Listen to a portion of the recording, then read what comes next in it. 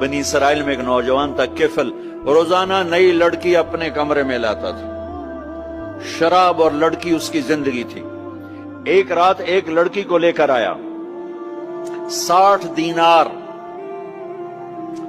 دینار پاکستان کا 12 لاکھ روپیہ بنتا ہے، اور آپ کا 1 لاکھ بنتا ہے۔ 1 لاکھ رینڈ دے کر وہ ایک لڑکی کو لے کر آتا ہے۔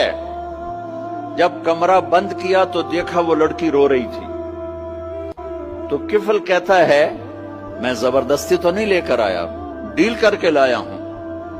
تو وہ روتے بولی کفل طوائف نہیں ہوں، غریب ہوں، مجھے غربت نے عزت بیچنے تک پہنچا دیا ہے۔ وہ عورت رونے لگی، وہ لڑکی رونے لگی، کفل عزت دار ہوں، مجھے غربت نے طوائف بنا دیا ہے۔ تو کفل رو پڑا اور کہنے لگا میری بہن جس عزت سے آئی تھی چلی جا، جو پیسے دیے ہیں جا اپنی غربت مٹا، ہدیہ 60 دینار 1 لاکھ رینڈ بنتا ہے، جا اپنی غربت مٹا، اور میرے لیے دعا کر، میں بہت گندا انسان ہوں، میں تیری آنسوؤں کو دیکھ کر میں بھی توبہ کرتا ہوں۔ وہ لڑکی گھر پہنچی، پیچھے کفل مر گیا، اس کو نہیں پتا موت آئی کھڑی ہے سر پہ، وہ مر گیا۔ اللہ آخرت سے پردہ نہیں اٹھایا اللہ نے۔ وَمِن وَرَائِهِمْ بَرْزَخٌ إِلَى يَوْمِ يُبْعَثُونَ، پردہ ہے، مر گیا، کیسے مرا، کس حال میں مرا، کچھ پتہ نہیں ہے۔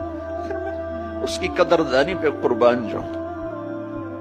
کل اگر یہ مردہ ملتا نا اپنے گھر میں، اس کو کسی نے اٹھانا نہیں تھا، کمرے میں ہی دبا دینا تھا، وہیں پتھروں میں اس کو دبا دینا تھا، یہ ایسا انسان تھا، لیکن وہ تو توبہ کر چکا تھا۔ اور توبہ کے بعد کی زندگی 15 منٹ، آدھا گھنٹہ، گھنٹہ، سوا گھنٹہ، 2 گھنٹے ہے، اور 30 سال کی زندگی زنا اور شراب میں ہے، اور آدھے گھنٹے کی زندگی میں صرف نیت کی ہے۔ کل تک تو بھی سورج میں نہیں دیکھا اور موت نے آ کے اٹھا لیا۔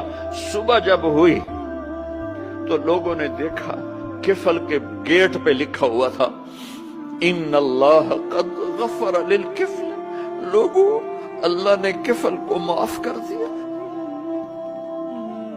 یہ کیوں لکھوایا؟ اس لیے لکھوایا کہ اب یہ ہمارا دوست ہے، آؤ اس کو عزت سے ہمارے پاس پہنچاؤ۔ یہ شرابی بھی تھا، یہ زانی بھی تھا، یہ سب کچھ تھا۔